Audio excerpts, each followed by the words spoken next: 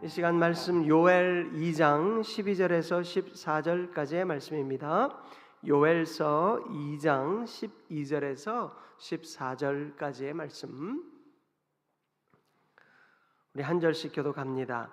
여호와의 말씀에 너희는 이제라도 금식하고 울며 애통하고 마음을 다하여 내게로 돌아오라 하셨나니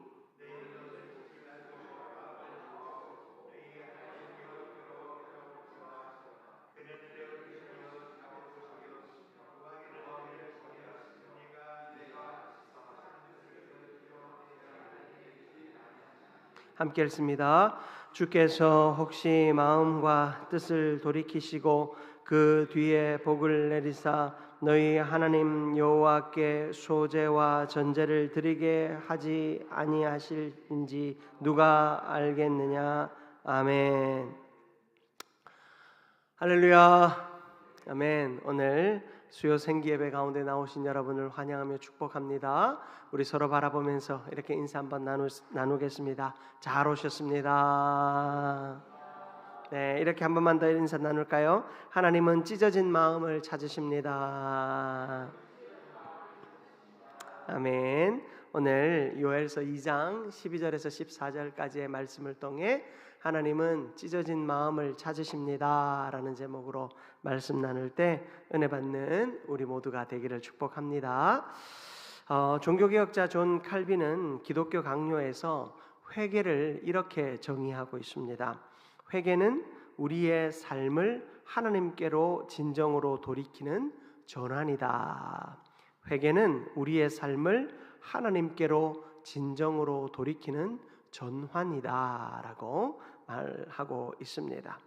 여러분, 이 칼빈은 회개를 단지 어떤 일시적인 눈물이나 죄책감 같은 그런 감정에 머무르는 것으로 말하지 않습니다. 하나님께 등을 돌리고 살아가던 사람이 삶의 중심과 방향을 온전히 하나님께로 돌이키는 것, 그것이 바로 성경이 말하는 참된 회개입니다. 사람은 겉모습을 바꾸는 데 익숙합니다. 내가 조금 별로 이렇게 멋있는 모습이 아니면 화장품을 바꾸고 머리를 단장합니다. 새 옷을 사 입기도 합니다. 또 내가 다른 사람들에게 더 고급스럽게 보이기 위해 말투를 바꾸기도 하고 여러 가지 생활 습관들도 바꾸기도 하지요. 그러나 마음의 방향을 하나님께로 돌이키는 것은 참 어려운 일 같습니다.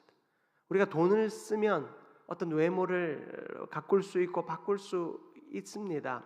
그래서 다른 사람들의 좋은 인식을 얻어낼 수도 있습니다. 그러나 마음을 바꾼다는 것, 특히 이 마음의 방향을 바꾼다는 것은 참 어렵습니다. 마음을 바꾸기보다 겉모습을 바꾸고 마음의 태도를 바꾸기보다 말의 모양을 바꾸는 것이 오히려 쉽게 여겨지지요. 우리의 신앙생활도 마찬가지인 것 같습니다. 몸은 예배 자리에 나와 있지만 하나님 가까이에 내 마음을 끌어다 놓는 것이 참 어려운 것 같습니다. 주일날 많은 성도들이 예배 자리에 나오기는 합니다. 앉아는 있지만 참 많은 사람들이 그 마음까지도 이 예배 자리에 끌어놓기가 참 힘든 것 같습니다. 여러분, 제가 여기서 여러분들의 마음을 다 꿰뚫어 볼 수는 없지만 그래도 예배에 집중하는 분과 또 예배에 집중하지 못하고 다른 생각에 빠져 있는 사람들을 발견하게 됩니다. 참 안타깝습니다. 왜냐하면 몸을 여기까지 가지고 오는데 얼마나 힘이 들었겠습니까? 여러 모양으로 방법으로 내가 여기까지 오게 한 그 수고가 있는데 마음까지 여기로 가져오지 못해서 때로는 그 수고가 헛되게 되는 것을 보며 참 마음이 아픕니다. 입술로는 기도하지만 중심으로는 하나님을 사랑하는 마음이 없을 때가 있습니다. 열심히 봉사하지만 하나님보다 사람의 인정과 칭찬을 구할 때가 많은 것을 볼 때 참 마음이 아픕니다. 그래서 하나님은 오늘 본문에서 이 요엘 선지자를 통해서 아주 엄중하지만 간절한 이 하나님의 음성을 들려주고 계십니다. 여러분 13절 말씀, 13절 상반절을 한번 보십시오. 너희는 옷을 찢지 말고 마음을 찢고 너희 하나님 여호와께로 돌아올지어다. 여러분 사실 이 요엘서 2장 13절은 요엘서 전체에서 가장 핵심되는 요절이에요. 이 요엘서 하면 제일 먼저 떠올리는 말씀이 바로 이 말씀, 너희는 옷을 찢지 말고 마음을 찢으라 라는 이 말씀입니다. 하나님께서는 오늘 우리에게 원하시는 것이 무엇이겠습니까? 하나님이 지금 우리에게 원하시는 것은 내가 겉모습을 바꾸는 그런 태도가 아닙니다. 바로 어떤 형식적인 종교적 행위를 우리가 잘 하기를 하나님이 원하시지 않습니다. 마음의 중심이 하나님께로 돌아가는 진실한 회개, 진정한 회개의 삶을 하나님은 요청하고 계신 것입니다. 오늘 말씀을 통하여 하나님께서 우리에게 원하시는 진정한 돌이킴, 진정한 회개, 옷이 아니라 마음을 찢는 일이 우리 안에서 일어나기를 주님의 이름으로 축복합니다. 첫 번째로 살펴볼 것은 하나님은 언제나 회개의 문을 열어두신다라는 사실입니다. 하나님은 우리에게 회개의 문을 열어두고 기다리고 계십니다. 여러분 오늘 본문은 참 이렇게 시작합니다. 우리 12절 말씀인데요. 보시면 여호와의 말씀에 너희는 이제라도, 여러분 이제라도, 이 이제라도라고 하는 단어의 의미가 어떻습니까? 지금까지 너희들이 어떻게 살았더라도, 지금까지 너희들이 스스로를 어떻게 생각하고 판단할지라도, 다른 사람들이 너희의 삶을 지금까지 어떻게 말했다 할지라도, 이제라도, 이제는 하나님 앞으로 돌아오라라는 것입니다. 여러분 이건 늦지 않았다라는 이야기입니다. 포기하지 말아라라는 것입니다. 여러분 메뚜기 재앙이 이미 지나갔습니다. 농사는 완전히 실패했습니다. 예배는 멈추었고 나라 전체가 완전한 절망 가운데 빠졌습니다. 그런데 하나님은 말씀하십니다. 이제라도, 모든 것이 무너졌고 모든 것이 실패했다 할지라도 늦지 않았다라는 거예요. 이제라도 돌이키면, 이제라도 나에게 나오면, 이제라도 내 앞에 서면 내가 너희들에게 회복을 주겠다 말씀하십니다. 여러분 하나님은요 우리를 향해 한 번도 늦었다라고 말씀하시지 않습니다. 기회를 잃었다라고 말씀하시지 않습니다. 너 이제는 끝이야. 내가 너에게 얼마나 기회를 줬는데 넌 이제 끝이야. 넌 이제 다시 회복될 가능성이 없어. 넌 끝이야. 하나님은 한 번도 그렇게 말씀하시지 않습니다. 하나님은 결코 늦었다 말씀하지 않으시고 기회를 잃었다 말씀하지 않으시고 지금이라도 이제라도 돌아오라고 말씀하고 계십니다. 여러분 이것을 성경은 두 글자로 은혜라고 말합니다. 여러분 이것이 은혜입니다. 이제라도 주 앞으로 나오라고 말씀하시고 품어주시고 기다려주시는 이것이 바로 은혜인 줄 믿습니다. 우리는 종종 이렇게 생각합니다.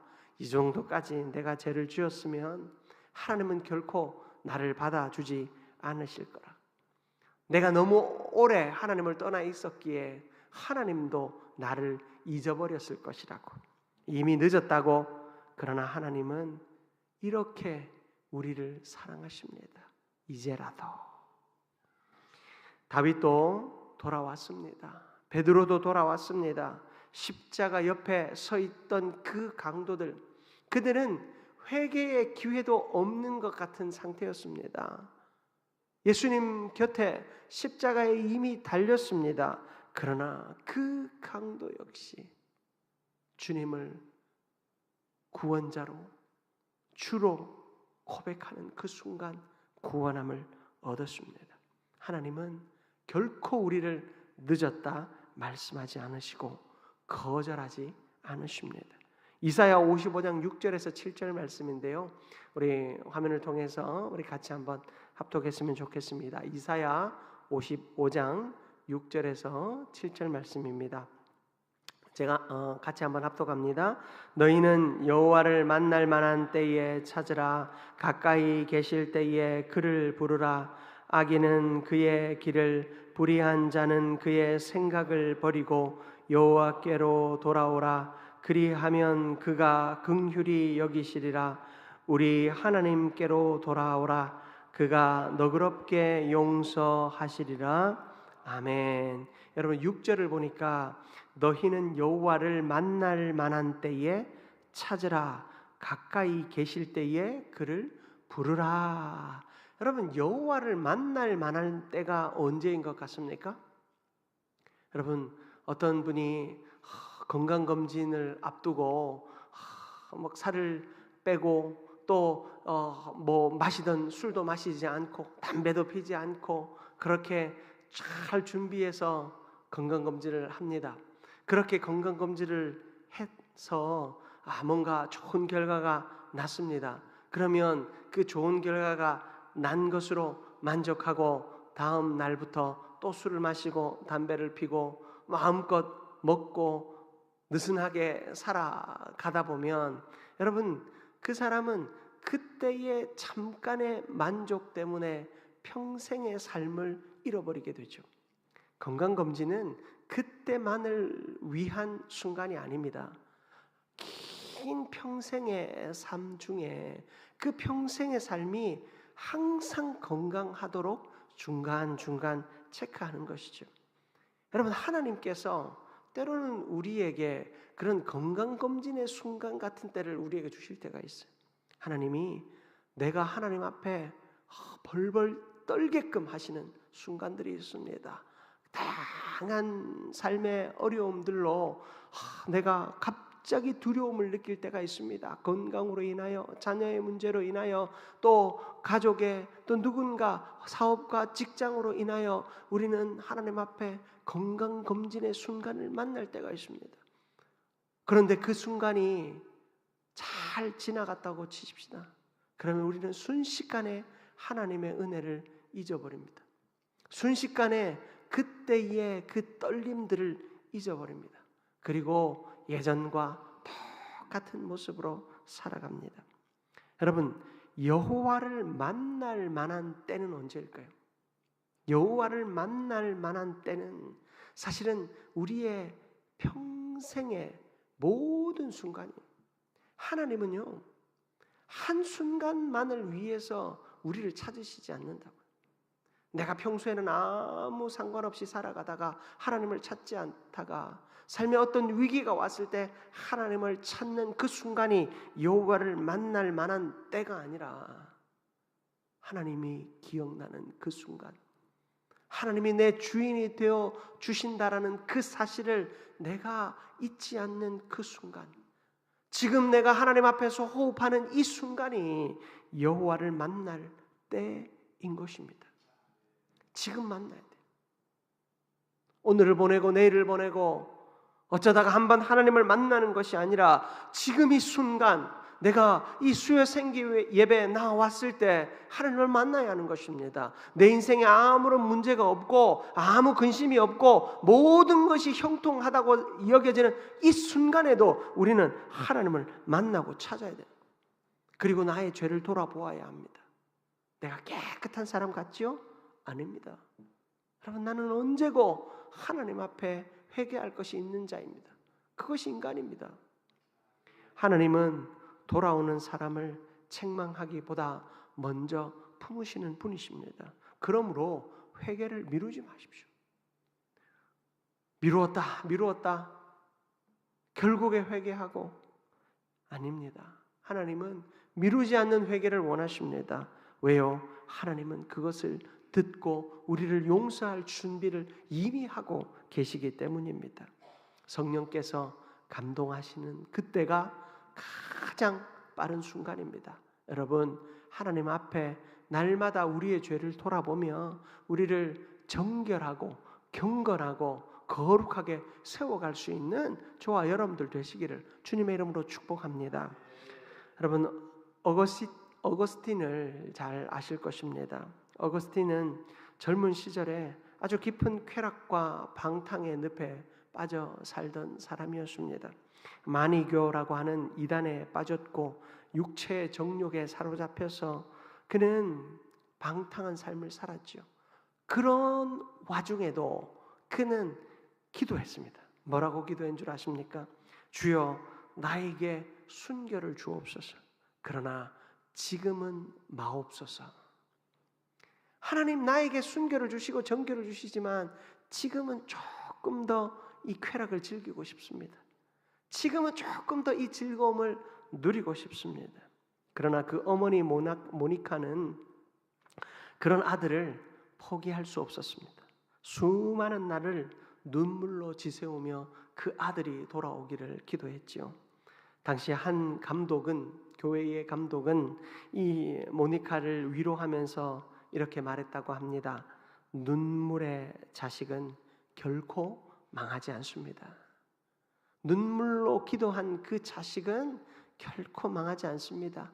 이런 소망의 말을 듣고 모니카는 열심히 기도했습니다. 그러던 어느 날 밀라노의 한 정원에서 이 어거스틴은 깊은 절망과 죄책감에 짓눌려 울고 있었습니다. 그때 담장 너머에서 어린 아이들의 소리가 들리기 시작합니다. 집어서 읽으라, 집어서 읽으라. 그 노래소리가 자꾸 들려서 주변을 둘러보니 성경이 있는 겁니다. 그리고 그 성경을 집어서 펼쳐 읽었습니다. 거기서 발견한 것이 로마서 13장 12절에서 14절의 말씀이에요. 여러분, 우리 화면을 통해서 같이 한번 합독해 봅니다. 밤이 깊고 낮이 가까웠으니 그러므로 우리가 어둠의 일을 벗고 빛의 갑옷을 입자. 낮에와 같이 단정히 행하고 방탕하거나 술 취하지 말며 음란하거나 호색하지 말며 다투거나 시기하지 말고 오직 주 예수 그리스도로 옷 입고 종욕을 위하여 육신의 일을 도모하지 말라. 아멘. 여러분, 하나님께서 그에게 주신 말씀, 여러분, 어떤 이에게는 이 말씀이 아무 의미 없이 지나갑니다. 여러분, 성경을 저도 몇 독을 했지만 이 성경을 읽을 때마다 새롭습니다. 여러분, 그것이 은혜거든요. 왜냐하면 제가 성경을 이 창세기 1장 1절부터 모든 한 절 한 절이 다 은혜가 되면 제가 평생을 가도 이 성경 한 권을 다 읽지 못할 거예요. 어느 성경 구절은 아무 의미 없이 지나갑니다. 이런 구절이 성경에 있었나 싶은 구절들도 발견이 됩니다. 제가 이 성경을 몇 번이나 읽었고 또 신학대학원에 들어가기 위해서 시험을 치기 위해서 외우면서도 읽었지만 불과 제가 어제 읽은 성경 구절 역시도 성경에 이런 구절이 있어서 하는 구절을 제가 발견하게 된다는 거예요. 안 읽어서가 아니라 그것이 내 마음에 와닿지 않을 때 있습니다. 그런데 이 어거스틴에게 로마서 13장 12절에서 14절의 말씀은 그의 인생을 바꾸어 놓는 말씀이었어요. 여러분, 어떤 성도님이 저에게 목사님, 하나님의 음성을 제발 좀 듣고 싶습니다 하시더라고요. 저한테 물어요. 목사님은 하나님의 음성을 듣습니까? 그래서 제가 고민을 살짝 하다가 듣죠. 그래서 하나님 음성을 어떻게 듣습니까? 하시길래 제가 성경을 통해서 듣습니다. 그 성도님에게 성경을 읽으시라고 했어요. 근데 문제는 뭔 줄 아세요? 그분이 성경을 안 읽더라고요. 그리고는 하나님의 음성을 듣고 싶다고 십수년째 저한테 얼마 전에도 전화가 오셔가지고 목사님, 하나님의 음성을 듣고 싶습니다 하더라고요. 제가 그 이전의 대답 똑같이 말씀드렸습니다. 성경을 읽으십시오. 여러분, 우리가 하나님의 음성을 듣는 것은 환상 중에, 여러분, 그런 시절은 이제 점점 지나갑니다. 하나님의 역사가 강권적으로 임할 때, 한국 교회에 이 초기의 복음의 역사가 일어날 때요, 여러분, 막 환상 중에 말씀하시던 때가 있었습니다. 성경을 알지 못하던 때이죠. 그러나 성경이 다 보급되어지고 우리는 눈만 돌리면 이 성경을 만질 수 있고 보을 수 있습니다. 이럴 때 하나님은 하나님의 가장 확실한 계시의 방법인 성경을 통해서 하나님 말씀하시고 보여주십니다. 그러면 자꾸 다른 데서 찾으시면 안 돼요. 기도하면서 하나님의 음성을 듣고 싶다. 기도 중에 뭔가 환상 중에 하나님의 음성을 듣고 싶다. 여러분, 그것은 어떤 나의 어떤 욕심이나 어떤 나의 어떤 기억, 나의 간절함이 만들어낸 허상일 수가 많습니다. 그거 분별하기가 참 어렵습니다. 저는 심리학을 공부한 사람이잖아요. 여러분, 꿈을 꾸고 꿈에서 무언가를 하나님이 보여주신다라는 성도님들이 많지만 거기에 대해서 저는 참 신중한 편입니다. 하나님 분명히 말씀하실 거예요. 보여주시기도 하셔요. 그러나 거기에 대해서 저는 참 신중한 편입니다. 왜요? 꿈이라고 하는 것은 내 무의식의 뭔가가 자꾸 나타나는 거거든요. 내가 간절히 소망하고 있으면 그런 거 꿈꾸지 않습니까? 우리 어릴 때 그런 경험 많지 않습니까? 내가 갖고 싶은 거 간절한 마음이 있어서 꿈꾸면 그 꿈에서 그게 잡힐 듯 보이지 않습니까? 간절한 마음이 있으면 그게 보여지고 그것이 진짜인 것처럼 믿어지는 것이 인간입니다. 그러나 하나님의 말씀은, 그리고 그 말씀을 깨닫게 하는 성령은 확실합니다. 그래서 하나님의 음성이 듣고 싶다면 어떤 집회에 가라고 저는 권하지 않습니다. 기도원에 가가지고 일주일 금식하라고 말씀하지 않습니다. 성경을 읽으시라고. 어디를 읽어야 됩니까? 집히는 데부터 읽으십시오. 하나님은 분명히 말씀하십니다. 방탕하거나 술 취하지 말며 음란하거나 호색하지 말고 다투거나 시기하지 말고, 지금 어거스틴의 모습 그대로를 열거하고 있는 거예요. 우리가 볼 때는 별로 관계없는 말씀 같지만 이 사람에게는 이것이 하나님의 강력한 음성으로 나타나는 거예요. 그리스도를 옷 입고 정욕을 위하여 육신의 일을 도모하지 말라. 하나님의 엄중한 명령으로 그에게 다가오는 거예요. 이게 하나님의 말씀이죠. 말씀의 능력이죠. 오랜 세월 그의 영혼을 짓누르던 그 어둠에서 그는 완전히 탈출하게 됩니다. 사람들은 그를 보면서 손가락질합니다. 아니, 어떻게 저런 어머니 밑에서 저런 인간이 나왔나? 응? 저렇게 기도하는 어머니 밑에서 어떻게 저런 방탕한 인간이 나왔나? 사람들은 손가락질했고 저 인간은 가망이 없다, 싹수가 노랗다 라고 비난했지만 그의 인생을 하나님은 포기하지 않으셨어요. 그 방탕의 끝자락에서 이제라도 회개하는 그 어거스틴, 여러분, 그 어거스틴을 통해서 이 세계 교회 사이에 위대한 업적들이 얼마나 많이 세워졌고 그의 신학적 통찰을 통해서 오늘도 많은 그리스도인들이 그리스도의 그 살아계심을 맛보게 됩니다. 사랑하는 성도 여러분, 우리는 연약한 존재입니다. 그러나 너무나도 감사한 것은 하나님께서 언제나 우리가 돌아올 수 있는 회개의 문을 열어두셨다라는 사실입니다. 여러분, 이 사실 꼭 붙들고 여러분 하나님 앞에 언제나 진실하게 나아가시길 바랍니다. 나중에 어떤 때 아닙니다. 지금입니다. 지금이면 충분합니다.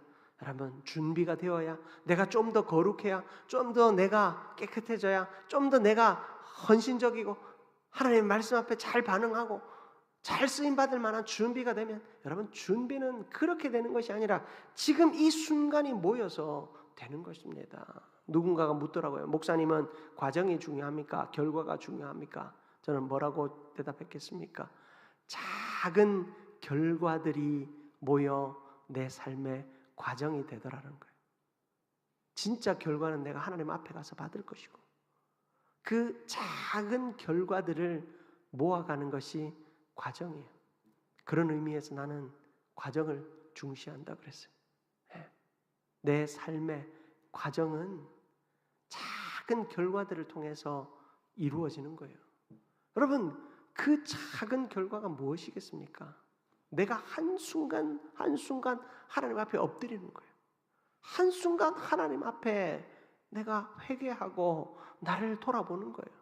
실패의 결과, 성공의 결과, 그런 결과들이 다 모여서 내 인생이라고 하는 하나의 과정이 완성되어지는 것입니다.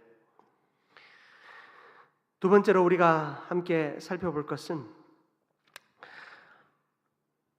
하나님은 찢어진 옷이 아니라 찢어진 마음을 원하신다라는 사실입니다. 여러분, 하나님은 찢어진 옷이 아니라 찢어진 마음을 원하고 계십니다. 요엘 선지자는 계속해서 말합니다. 여러분 13절 다시 보시면 너희는 옷을 찢지 말고 마음을 찢고 너희 하나님 여호와께로 돌아올지어다. 여러분, 이스라엘에는 큰 슬픔을 당하거나 회개할 때는 죄를 뒤집어쓰고 자신의 옷을 찢는 습관이 있었습니다. 그 자체를 지금 하나님께서 비난하거나 잘못됐다 말씀하고 계신 것 아니지요. 이 옷을 찢는 행위가 가져오는 이 마음의 변화가 있어야 되는데 지금 그게 없다라는 것입니다. 형식만 남아서 잘못하면 죄를 뒤집어쓰고 옷을 찢는 행위만 하면 그게 끝난다라고 생각해요. 그렇게 하면 회개가 다 됐다라고 생각하는 것입니다. 옷은 찢었지만 마음은 그대로입니다. 눈물은 흘리지만 삶은 변하지 않습니다. 입술로는 회개했지만 여전히 죄를 붙들고 있는 인생이 그들의 모습이었다라는 것입니다. 하나님은 이것을 원하지 않는다라는 것입니다. 회개의 행위, 여러분 우리가 기도의 행위가 중요하지요. 하지만 교회에 나와서 엎드려서 기도 시간에 내가 입만 뻥끗뻥끗 하고 있는 것이 다가 아니라는 거예요. 나는 왜 기도하는데 변화가 없는가? 여러분, 나의 삶의 구체적인 변화를 위해 내가 애쓰지 않는다면 여러분, 우리는 형식만 쫓아가는 그리스도인이 되는 겁니다. 마음을 찢는다라는 것은 무엇입니까? 죄를 미워하는 것입니다. 죄를 슬퍼하는 것입니다. 죄에서 돌이키는 것입니다. 다시 하나님을 사랑하는 것입니다. 여러분, 이것이 옷을 찢는 것이 아니라 마음을 찢는 겁니다. 회개는 단순한 어떤 감정적인 노동이 아닙니다. 우리의 삶의 자리를 하나님께로 바꾸어 놓는 것입니다. 나의 삶의 태도를 하나님께로 돌이켜 놓는 것입니다. 시편 51편 17절, 여러분 화면을 통해서 같이 한번 합독합니다. 하나님께서 구하시는 제사는 상한 심령이라. 하나님이여, 상하고 통회하는 마음을 주께서 멸시하지 아니하시리이다. 아멘. 여러분, 하나님께서 구하는 제사는 뭐라고요? 상한 심령이다. 하나님이 우리에게 받고자 하는 예배는 이 상한 심령의 예배라는 거예요. 상하고 통회하는 마음을 주께서는 멸시하지 아니하실 것이다 말씀하고 있습니다. 여러분, 하나님이 멸시하지 않는다라는 건 뭡니까? 야, 나한테 나올 때 좀 기쁜 모습으로 나와봐. 나한테 나올 때 좀 자신 있고 활기찬 모습으로 한번 나와봐. 나한테 나올 때 좀 웃는 모습으로 나와봐. 하나님이 그렇게 원하지 않는다는 거예요. 형식적인 웃음, 형식적인 예물, 형식적인 찬양, 형식적인 예배, 하나님은 그 어느 것도 원하지 않는다는 것입니다. 상하고 통회하는 마음으로 하나님 앞에 죄인된 마음으로 나아오라는 것입니다. 여러분, 우리가 예배를 준비하며 어떤 마음이어야겠습니까? 내가 하나님을 만난다, 너무 행복하다, 기쁘다, 너무 좋은 마음입니다. 그러나 그 행복하다, 기쁘다라는 마음의 중심이 뭡니까? 내가 죽을 수밖에 없는 죄인이고 이번 한 주간도 죄로 살았고 죄 가운데 살았는데 하나님이 나를 용서하여 주셨다. 이런 나도 하나님이 환영해 주신다. 그런 기쁨이 내 안에 있어야 되는 거 아니겠습니까?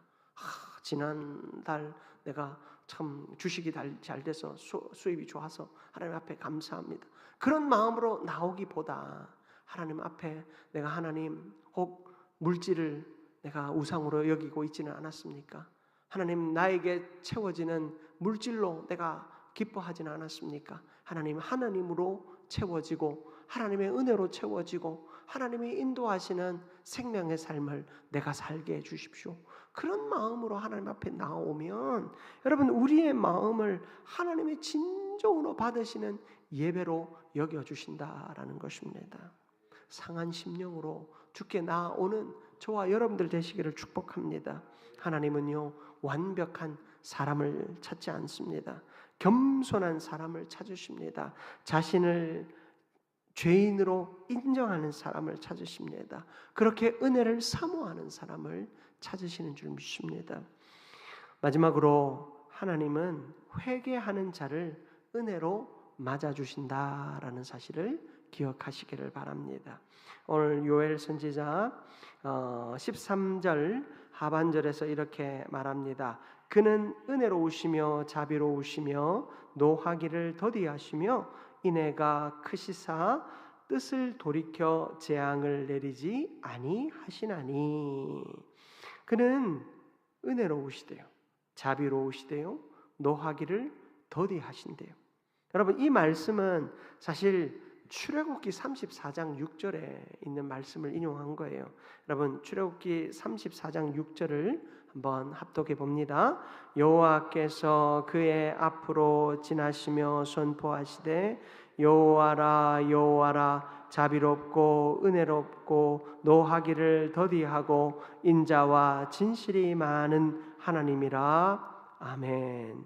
여러분, 이 모세를 통하여 이 고백되어진 하나님의 성품, 하나님은 자비롭고 은혜롭고 노하기를 더디하시고 인자와 진실이 많은 분이십니다. 왜일까요? 하나님은 이스라엘 백성들에게 그저 쉽게 화를 내는 분이 아니라 또 죄인을 벌하는 것을 기뻐하시는 그런 분이 아니시라 긍휼을 베푸시고 인애를 베푸시기를 원하시는 분, 바로 우리의 아버지시다라는 사실을 우리에게 가르쳐주기 위해 이 말씀을 주신 겁니다. 그리고 이 말씀을 다시 한번 요엘 선지자가 인용하고 있습니다. 여러분, 하나님은 그렇게 우리를 향하여 긍휼히 여기십니다. 긍휼이 뭡니까? 긍휼은 하나님의 사랑을 베풀어 주시는데요, 불쌍히 여겨주신다. 불쌍히 여기시면서 그 불쌍히 여기는 마음으로 그를 구원하시고 안아주시고 회복시켜 주신다라는 뜻입니다. 이스라엘 백성들 참 부모 없는 삶을 살았습니다. 애굽에서 그렇게 포로의 생활을 하는 동안 참 부모 없는 자식처럼 그들은 괴롭고 힘이 들었습니다. 그런 그들을 하나님이 구원하셨습니다. 그러나 그들이 그 구원하신 하나님을 신뢰하지 않자 하나님은 다시 한번 40년 동안 광야에서 유리방황하게 하셨습니다. 하나님은 화가 많으셔서 그렇게 오래 포로 생활을 했으면 이제 그만하실 때도 됐는데, 아니 더 남은 화가 있어서 하나님이 40년 동안 더 이스라엘을 괴롭혔다. 아닙니다. 하나님은 끝까지 그들에게 가르치셨습니다. 내가 너희의 주인이다. 내가 너희의 아버지다. 그 사실을 가르쳐 주시기 위해 그들에게 포로의 삶과 또 40년의 광야의 삶을 허락하신 것입니다. 하나님의 은혜는 심판보다 크십니다. 하나님의 긍휼은 우리의 죄보다 큽니다. 여러분, 이 하나님의 성품은 예수 그리스도를 통하여 완전히 이루어졌지요. 예수님은 회개하는 세리를 받아주셨습니다. 가늠하다 잡혀온 여인을 용서하셨습니다. 탕자를 품어주셨습니다. 베드로를 다시 그 제자로 세우셨습니다. 십자가는 하나님의 은혜가 얼마나 큰지를 보여주는 가장 위대한 증거이지요. 에베소서 2장 4절과 5절인데요. 합독해 봅니다. 긍휼이 풍성하신 하나님이 우리를 사랑하신 그 큰 사랑을 인하여 허물로 죽은 우리를 그리스도와 함께 살리셨고 너희는 은혜로 구원을 받은 것이라. 아멘. 영원히 죽을 수밖에 없는 우리를 살리셨습니다. 하나님의 사랑이 먼저 있었기에 우리는 회개할 수 있습니다. 그러므로 하나님 앞에 이 회개의 삶을 온전히 살아내시기를 바랍니다. 그 회개하는 자를 하나님은 은혜로 맞아 주십니다. 그 약속을 온전히 기억하는 우리가 되기를 축복합니다. 말씀 마무리하겠습니다. 여러분, 요엘은 메뚜기 떼보다 더 큰 문제를 보았습니다. 그것은 하나님에게서 멀어진 이스라엘의 마음이었습니다. 인생에게 가장 큰 문제는 하나님으로부터 멀어진 것입니다. 우리는 그걸 회개해야 되는 거예요. 그걸 돌이켜야 하는 것입니다. 우리 인생에 일어나는 수많은 문제들은 사실은 그것이 문제가 아니에요. 내가 하나님으로부터 떠나 있음을 깨닫게 하시고 돌이키기 위해서 보여주시는 하나님의 사인이에요. 그런데 우리는 그 하나님의 사인을 우리 인생의 문제로 여깁니다. 내 인생에 이런 문제 저런 문제가 너무 많아서 하나님께로 나아가기가 힘듭니다. 내 인생에 이런 문제가 너무나도 많아서 내가 이 예배 자리까지 나오기가 너무 힘듭니다. 내 인생에 이런 모든 문제들 때문에 내가 교회 가기가 너무 힘듭니다. 여러분, 거꾸로 하고 있는 거예요. 거꾸로 하고 있는 거예요. 청소년들이 공부하라고 하는 부모님을 향해서만 내가 성적이 떨어지는 게 엄마가 나를 좋아서 그렇다고 청소년들이 그렇게 말하지. 우리가 하나님 앞에 그러고 있는 거예요. 하나님, 내가 이렇게 힘든 것이 하나님이 나를 괴롭혀서 그렇다고, 내가 회개하지 못하고 내가 하나님 앞에 엎드리지 못하고 내가 하나님 앞에서 거룩하고 정직하게 살아가지 못하기 때문인데, 그래서 하나님이 그거 하라고 하나하나 가르치고 계신데 우리는 그 사실을 잊어버리고, 아니 스스로 그것을 왜곡한 채 살아가고 있습니다. 사랑하는 성도 여러분, 형식뿐인 신앙을 이제 다 내려놓고 하나님께 온전히 집중하십시다. 하나님이 받으시는 예배, 찢어진 마음으로 나오는 예배, 우리가 찢어진 옷이 아니라 찢어진 마음으로 하나님 앞에 나아가는 예배를 하나님은 원하십니다. 앞으로 우리의 모든 예배가 찢어진 마음으로 하나님께 나아가는 예배, 하나님의 그 긍휼하심을 신뢰하며 하나님께 온전히 안기며 나아가는 예배자 되시기를 주님의 이름으로 축복합니다.